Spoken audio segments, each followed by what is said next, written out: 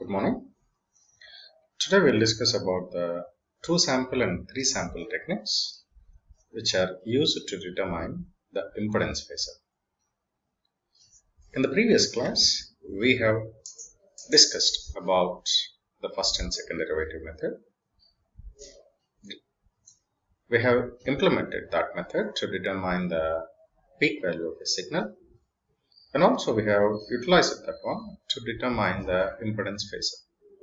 We have calculated both the magnitude and also the phase angle of impedance using the first and second derivative method. Now in today's class, we will discuss about the next method, which is the two sample and three sample method. So I hope that by the end of this lecture, you will be able to describe this particular method, how it is useful for us and how it can be used for determining the peak value of a three-fold sinusoidal signal. And followed by the next lecture, I hope you will be able to apply this particular technique to determine the peak value of the voltage and current signals and also the impedance phasor. So moving ahead, I will start with the two sample technique. We will do problems on that one, and next we will see the three sample technique, since it is a little bit tough to do it manually. So we'll confine our problems to two sample technique itself. Now, moving ahead with the techniques. In the previous two cases, which we have seen, the sample and the first derivative method, and also the first and second derivative method, right? These two are the methods which we have tried in the last two classes. In the first method, the peak value was determined using, whereas in the second method, it was done using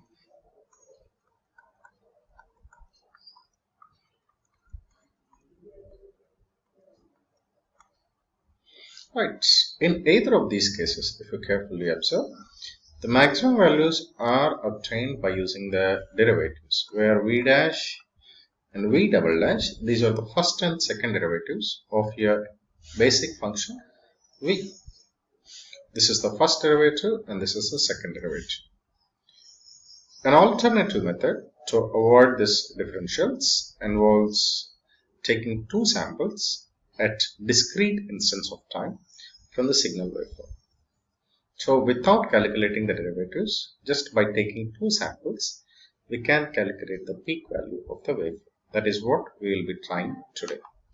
So I will start with the two sample technique. Now I'll assume that there is a voltage signal. This is your signal, and I am taking a sample of this one at kth interval. Okay, so this is time tk and this is tk plus 1, and the difference between these two is delta t. Okay, so I'll take that tk plus 1 is equal to tk plus delta t. This is the time at the kth moment and this is the time at the k plus 1 instant. Now I'll take the voltage at this point as Vk, and here I'll take it as Vk plus 1. Okay, so now we will try to determine the peak value with the help of these two samples which I have obtained. One is Vk plus 1, the other one is a Vk, which indicate the magnitude of the voltages at the instants Tk and Tk plus 1 respectively. So now I'll assume that it is a sinusoidal waveform. So this is here, as shown here, this is the maximum value V, and I'll take it as a sinusoidal waveform. So V sine omega tk. Okay. Similarly, at k plus 1th instant, its value is V sine omega tk plus delta t. Right? So I will expand this one and I'll write it as omega tk plus omega delta t. Right, see, this is sine a plus b. If I can extend this one, sine a plus b, we know it, it is sine a cos b.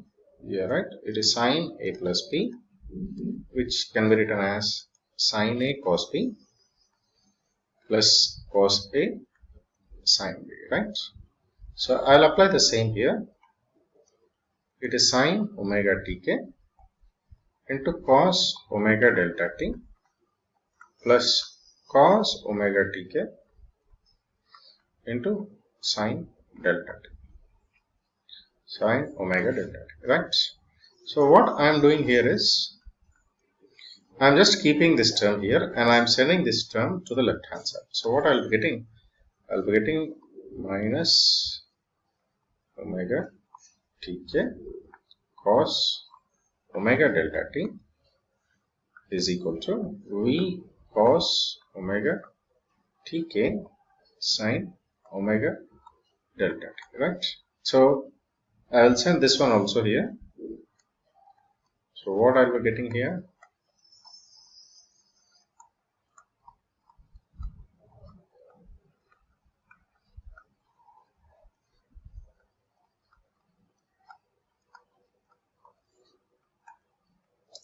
right?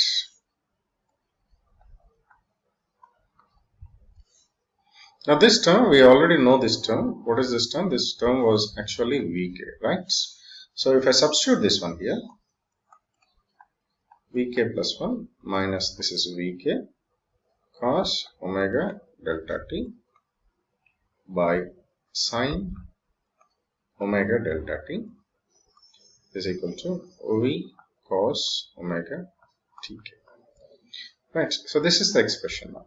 Now I'll take this expression. This is V sine omega tk. This is V cos omega tk. Now I'll square these two terms and I will obtain my Vmax, right? So you know what we have done in the previous cases. So what I'll do is nothing but I'll square both the terms. Let me write once again.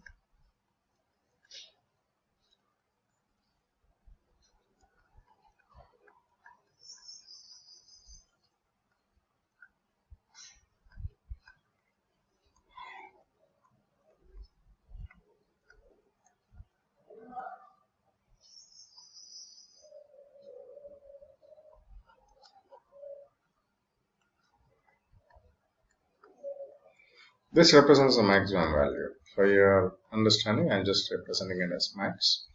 So now if I square these two terms,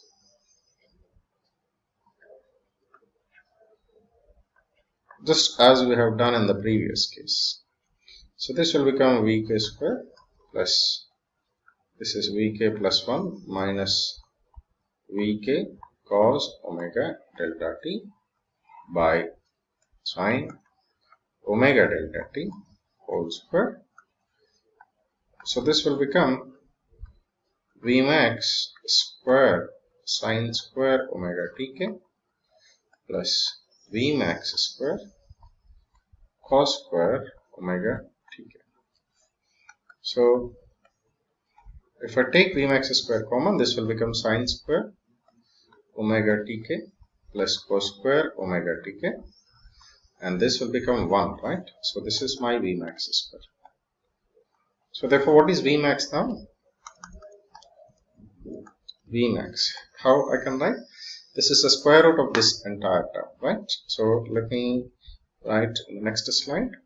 So Vmax is equal to Vk plus, sorry, Vk square plus Vk plus 1 minus Vk cos omega delta t by sine omega delta t. This is whole square and this is the square roots. Right, this is what we have obtained here. Now, if you want a similar one, I can go with Imax also. Imax also will give me a similar equation. So here this is I k square plus ik plus 1 minus ik cos omega delta t by sine omega delta t whole square. So if I want to determine the magnitude of impedance, this is very simple. This is V max by I max. So this is the way how I can determine the magnitude of the impedance phasor. And these are the equations which are used to determine the peak value or the magnitude, peak magnitude of the waveform, provided it is sinusoidal in nature. Now, how to determine the phase angle between the waveforms? Now, I'll take V is equal to V max sine omega t. Okay, and Vk plus 1 is equal to V max sine omega tk plus 1. Similarly, I'll take it as Ik. This is I max sine omega tk plus some theta. This is what I am taking here. Similarly, Ik plus 1 is equal to, this is I max sine omega tk plus 1 plus theta, right? See, there is a deviation of theta, which means that my V and I are separated by an angle of theta. This is what my angle of impedance now. So now if I want to expand this particular equations, and then we will be trying to find out what this actual theta is now. So first of all, let's try with this one. This is Ik. I can write it as I max sine, this is omega tk plus theta, right? This is again sine a plus b, so I'll take it as sine omega tk cos theta plus cos omega tk, and this is sine theta, right? This is Ik. Similarly, what is Ik plus 1? I can get I max is equal to sine omega tk plus 1 cos theta plus cos omega tk plus 1 sine theta. You know, tk plus 1 is also equal to tk plus delta t. This is what we have done in our previous slides. Now, how to employ this particular one to determine the phase angle? Now, so now we'll move on to the next one. Otherwise, you can expand this one also. If you want, you can try to expand this one. This is Ik plus 1. You can expand it in a similar fashion.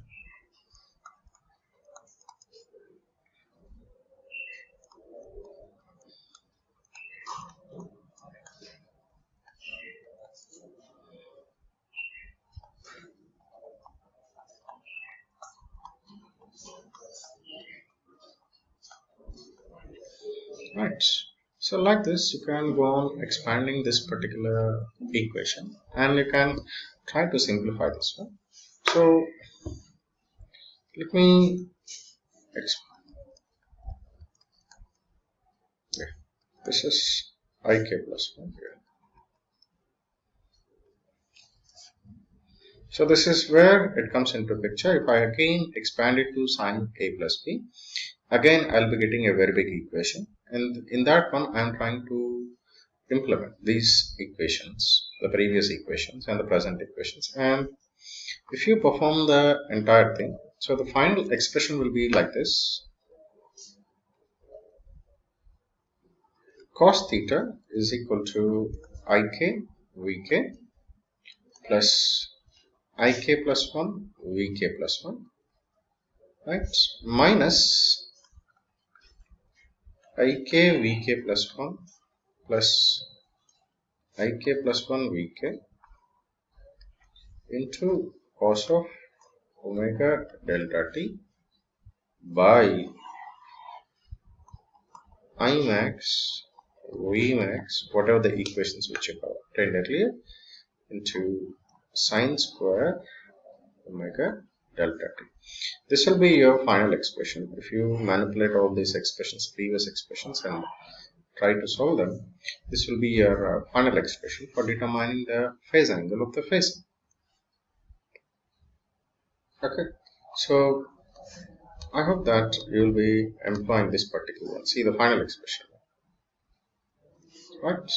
Where Ik and Vk are the voltage and the current signals at the instant k, whereas Vk plus 1 and Ik plus 1 are the voltage and current samples at the instance k plus 1, and omega is the signal frequency, and Vmax and Imax. See here, these are maximum values of I and V, which we try to obtain using the previous formula, which we have done in the previous lines.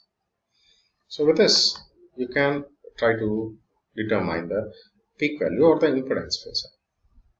The next method is the 3 sample technique, wherein we do employ three samples at a time. This will improve the efficiency of the system. But the advantage of this one is we can separate the resistive parts and also the reactive parts of the impedance. And instead of using 2 samples, the advantage of having 3 samples, that I'll show you. So this is a lengthier derivation, so I'll just stick on to the formula.